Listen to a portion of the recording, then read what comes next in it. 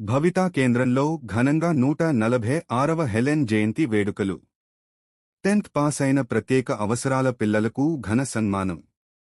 ఆచార్య భరద్వాజ సేవా సంస్థ, సూళ్లూరుపేటవారు. 2026 జూన్ 27వ తేదీన ప్రముఖ రచయిత్రి, వికలాంగుల హక్కుల ఉద్యమకారిణి, అంధ, బధిరురాలు అయినటువంటి హెలెన్ కెల్లర్ గారి జన్మదిన సందర్భంగా తిరుపతి జిల్లా సూళ్లూరుపేటలోని భవిత దివ్యాంగుల పాఠశాలలో జరిగిన కార్యక్రమంలో పాల్గొని 2025-26 విద్యా సంవత్సరంలో 10వ తరగతి నందు ఉత్తీర్ణులైన 4 విద్యార్థులు మునీల, శ్యామ్ కుమార్, జగదీష్ మరియు శశిధర్ రెడ్డిలకు మెమెంటో మరియు శాలువాలను మొదటి ఎంఈఓ శ్రీమతి సునీల గారి చేతుల మీదుగా బహూకరించడం జరిగింది. ఈ చిరంజీవులు సాధించిన ఘనత అమోఘమని పలువురు ప్రశంసించారు. అంగవైకల్యం శరీరానికే కాని మనసుకు కాదని ఈ చిన్నారులు నిరూపించారు. ఈ సందర్భంగా సూళ్లూరుపేట మొదటి శ్రీమతి సునీల గారు మాట్లాడుతూ, ఆ రోజు ఆమె తన చూపును కోల్పోయినప్పటి నుంచి ఆమె యొక్క తల్లిదండ్రులు, ఆమె యొక్క టీచర్ ఆమెకి అందించినటువంటి తోడ్పాటుతోనే ఆమె ప్రపంచమంతా విద్యా సంస్థలు స్థాపించారు. ప్రపంచమంతా తిరిగారు.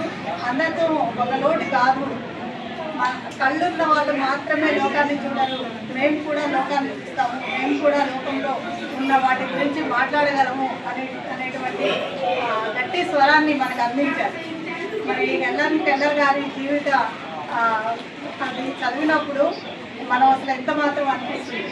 ఎందుకంటే తను చదువుకొని తనలాంటి విద్యార్థుల కోసం విశ్వవిద్యాలయాలను కూడా స్థాపించాలి. కేవలం పాఠశాలలే కాదండి, ఆ రోజుల్లోనే విశ్వవిద్యాలయాలను కూడా తనలాంటి పిల్లలు చదువుకోవాలనేటువంటి ఉద్దేశంతో ప్రపంచమంతా పర్యటించారు. కాబట్టి అలాంటి గొప్ప వ్యక్తిని మనం ఒక్కరోజన్నా గుర్తు చేసుకొని స్మరించుకోవడం అనేది మానవులంగా మన యొక్క కర్తవ్యం. గారు చక్కటి తర్తీబులు ఇస్తున్నారు.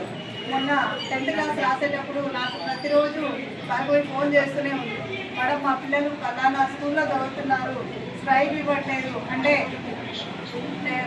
పిల్లల యొక్క తల్లిదండ్రులు ఎంత టెన్షన్ పడుతున్నారు, టీచర్ ఎంత టెన్షన్ పడుతున్నారు అనేది నాకు అర్థమైంది. మరి ఎక్కడికక్కడ వాళ్ళు చెప్పినటువంటి అంశాలను నేను వర్క్ చేస్తూనే ఉన్నాను. వాళ్ళకి కావాల్సినటువంటి సహాయ సహకారాలు అందిస్తున్నాము. మరి పిల్లలు కూడా చక్కగా చదివి 10వ తరగతి పాస్ అయ్యారు అంటే చాలా గొప్ప విషయం. ఎందుకంటే అన్నిటితో పాటు కూర్చొని 10వ తరగతి పరీక్ష హాల్లో కూర్చొని రాయడం అనేది ఒక గొప్ప అంశం. అందుకు తోడ్పాటిస్తున్నటువంటి తల్లిదండ్రులకు మరియు ఉపాధ్యాయులకు నా యొక్క వందనాలు తెలియజేస్తున్నాను. మరి ఇలాంటి పిల్లలకి మనం ప్రోత్సాహిస్తే భవిష్యత్తులో వాళ్ళు ఇంకా ముందుకెళ్తారు.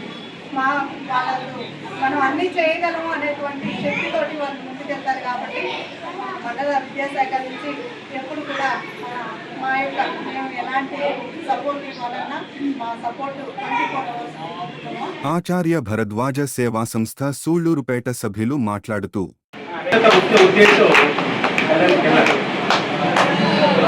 చిన్నప్పుడే ఆమె కంటి చూపు వినికిడితో పాటు మాట కూడా లేదు. ఎందుకంటే ఉంటే కదా మనం మాట్లాడగలం. అటువంటి 9 నెలల వయసులోనే ఆమెకి అటువంటి ఇబ్బంది కలిగింది. అందరూ ఏమంటారు, పనికిరాదు, అందులో ఒక బాలిక. కానీ ఎంతో పట్టుదలతో, వారి తల్లిదండ్రుల ప్రోత్సాహంతో, వారి గురువు గారి యొక్క ఆశీస్సులతో ఆమె చదువుకోగలిగింది. ఎలా చదువుకోగలంటే ఆమె అరచేతి మీరు స్పష్టతో నేర్పించాడు. అలా డిగ్రీ పాస్ అయ్యారు.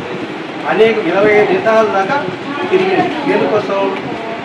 పౌర హక్కుల కాపాడడం కోసంగా, అంతేకాకుండా స్త్రీలకు ఓటు హక్కు కల్పించడం కోసంగా, కార్మికుల సంక్షేమం కోసంగా తీవ్రంగా ఆమె కృషి చేశారు. 146వ జయంతి రోజు అందుకే అందరికీ మరి పిలిచేవి కొందరికి. అందరే జీవితానికి అందరూ పుట్టుతున్నారు, అందరూ పెరుగుతున్నారు, అందరూ చనిపోతున్నారు. జీవితం ఒక సార్థకత అది నిరూపించిన వారు జయంతి. ఆ జయంతి ప్రతి సంవత్సరం కాదు, ప్రతి క్షణము ఆమె చేసుకోవాలి. ముఖ్యంగా ఈ దివ్యాంగులుగా ప్రత్యేక అవసరాలు కదా ఈ పిల్లల యొక్క తల్లిదండ్రులకి మొట్టమొదటి మనం అందరూ ప్రాధాన్యత చేయాలి. ఎందుకంటే వాళ్ళకి ప్రోత్సాహం లేకపోతే బాగా అన్యోన్య శరీరాలు కలిగిన వాళ్ళ పిల్లలతోనే వాళ్ళు ఉండడం అంటేనే చాలా కష్టం అవుతుంది. అటువంటిది వాళ్ళు అలా చేయడం అంటే వాళ్ళకి ప్రాధాన్యత ఇంకా బాధ్యత పెట్టుకోవాలి. తల్లిదండ్రులు వాళ్ళు పనికి రాదు అనే భావన వదిలేసేది వాళ్ళు ఎన్నో సాధించగలరు. ఈ విధంగా దివ్యాంగులు కలెక్ట్ అయినప్పుడు ఒక వ్యక్తి ఉన్నారు, మళ్ళా శ్రీకాంత్ అనుకుంటాం. ఆయన పుట్టి బుద్ధి ఆయన కాలేజీ చేర్పించుకోలేదు, పట్టుదల పెట్టుకున్నాడు, మళ్ళీ కాలేజీ చేరాడు. ఇప్పుడు పెద్ద ఇండస్ట్రీ పెట్టి ఆయన కింద కొంతమంది చాలా మంది పనిచేస్తున్నారు. వాళ్ళు దిగిన శక్తి ఉంది, ఆ శక్తిని బయటికి తీసుకురావడానికే ఈ బలిత పాఠశాల. ఆ బలిత పాఠశాలకి మూలం బాధ్యత. ఆలోచించండి, స్కూల్ ఉంది కానీ పిల్లల పట్ల శ్రద్ధ కలగాలి. అది మామూలుగా పిల్లలకే చదువు చెప్పడం చాలా కష్టం. అటువంటి పిల్లలకి చదువుతున్నారంటే భార్గవ్ గారి కృషిని మనం అభినందించాలి. దాంతోపాటు 10th క్లాస్ 4 పాస్ అయ్యారంటే మామూలుగా అన్ని అవయవాలు ఉండే వాళ్ళే ఫస్ట్ క్లాస్ 2nd క్లాస్ అనుకుంటుంటారు. మరి 355 మార్కులు 600కి ఆ పాప తెచ్చుకోగలిగిందంటే దాని వెనుక మొట్టమొదటి ఆ పట్టుదల, రెండోది వాళ్ళ తల్లిదండ్రుల ప్రోత్సాహం, గురువు గారి ఆశీస్సు. కాబట్టి ఎవరు నిరుత్సాహం అవసరం లేదు. ఈ పిల్లల తల్లిదండ్రులు ఎవరు నిరుత్సాహపడాలి లేదు. వాళ్ళలో శక్తి ఉంది, ఆ శక్తిని మేల్కొల్పండి. ఆ శక్తిని మేల్కొల్పారనుకోండి, వాళ్ళ జీవితంలో స్థిరపడ్డారంటే అంతకన్నా ఆనందం లేదు. ఇప్పుడు మేము మెమోటోలు ఇచ్చాం, సాల్వాలు ఇచ్చాం. ఆ సాల్వాలు ఇచ్చేప్పుడు వాళ్ళ తల్లిదండ్రుల కళ్ళలో ఆనందం చూసి మాకు ఆనందం, ఒక భరోసా ఉన్నారు, ఒక ప్రోత్సాహం ఉన్నారు అని ఒక ధైర్యం కలిగింది వాళ్ళకి. అది అబ్దుల్ కలాం చెప్పిన మాట.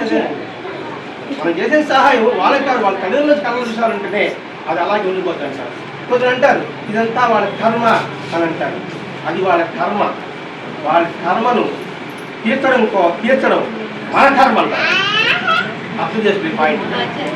వాళ్ళ కర్మలు అలా ఉంటే వాళ్ళ కర్మని, వాళ్ళ కష్టాన్ని తొలగించడం నీ కర్మరా అంటారు. అంటే సమాజం అంతేగాని వాళ్ళ కర్మని మనం వదిలిపెట్టడం కాదు. వాళ్ళ కర్మని మన కర్మగా భావిస్తారు. ఎందుకంటే సమాజం అంటే ఒక కుటుంబం, ఒక శరీరం. కుడి చేతికి దెబ్బ తగిలితే ఎడం చేతి గమనం ఉంటుందా? కాబట్టి కుడి చేయి, ఎడం చేయి అన్ని కలిస్తేనే ఒక దేహం అయినట్టుగానే అందరూ ఈ ప్రపంచం అంతా కలిస్తే, మనుషులు కలిస్తేనే సమాజం వస్తుంది. దేశం అంటే మట్టి కాదు, దేశం అంటే మనుషులు అని దాని అర్థం ఏంటి? దేశం అంటే మనుషులు అంటే వేరేం కాదు. ఇక్కడ కులం లేదు, మతం లేదు, జాతి లేదు, వర్గం లేదు, తక్కువ లేదు, ఎక్కువ లేదు, తేడా లేదు. మనం అందరం ఒకటే అనే భావన కల్పించడం కోసమే ఈ వేదిక. దానికోసంగా ఎంత కష్టపడ్డారో ఏం చేసుకుంటున్నాం, దాని వరకు ఎంత కృషి ఉంటుంది. ఆ కృషిని, ఆ పట్టుదలని మనం గుర్తించి ఆ శ్రద్ధని మన పిల్లల పట్ల కూడా ఉంచి వాళ్ళని పట్టుదల పెంచి వాళ్ళని ఉన్నతులుగా తీసుకురావాలని ఈ సందర్భంగా తెలియజేసుకుంటూ భగవంతుని యొక్క ఆశీస్సులు వాళ్ళకి ఎల్లప్పుడూ ఉండాలని. ఈ సంవత్సరం వాళ్ళ 3 10th క్లాస్ అన్నారు. ఆ 3 10th క్లాస్ కూడా మంచి మార్కులు రావాలని ఆ భగవంతుని ప్రార్థిస్తూ ఈ కార్యక్రమంలో భవిత పాఠశాల మేడం శ్రీమతి భార్గవి గారు, రోటరీ క్లబ్ అధ్యక్షులు శ్రీ చక్రవర్తి గారు, శ్రీమతి శాంతకుమారి గారు మరియు ఆచార్య భరద్వాజ సేవా సంస్థ సభ్యులు పాల్గొన్నారు. వీరి భవిష్యత్తు ఉన్నతంగా ఉండాలని అందరమూ భగవంతుని ప్రార్థిద్దాం.